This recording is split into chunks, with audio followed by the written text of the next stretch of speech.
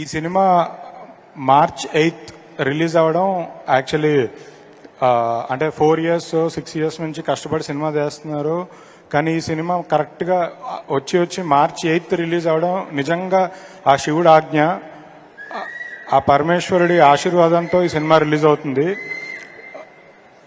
అంటే ఈ cinema release date ఆ దేవుడి అనుగ్రహంతోనే ఆ కరెక్ట్గా ఆ డేట్ మీద పడింది. అది ఎందుకో మీకు సినిమా చూసిన తర్వాత మీకే అందరికి అర్థం అవుతుంది. మాస్ కా దాస్ విశ్వక్సేన్ గారు ఇందాక మాస్కి ఆయన డెఫినేషన్ చెప్పారు. మాస్ అంటే మాసెస్ ఎక్కువ మంది చూస్తే మాస్ హీరో అని. కానీ నిజంగా అంటే చాలా మందికి ఒక డౌట్ ఉంది, ఏదో క్లాస్ సినిమా అని అదని ఇదని. నేను ఈ సినిమా చూశాను. మాస్ కా దాస్ హీరో విశ్వక్సేన్ ఏంటో ఈ సినిమా చూపిస్తుంది మీకు.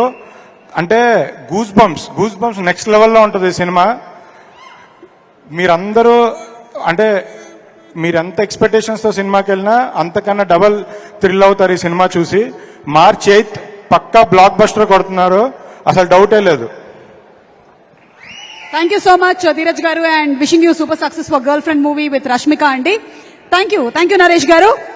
అండ్ అలాగే ఈ రోజు మన కార్యక్రమానికి ప్రత్యేక అతిథిగా విచ్చేసినటువంటి విశిష్ట గారిని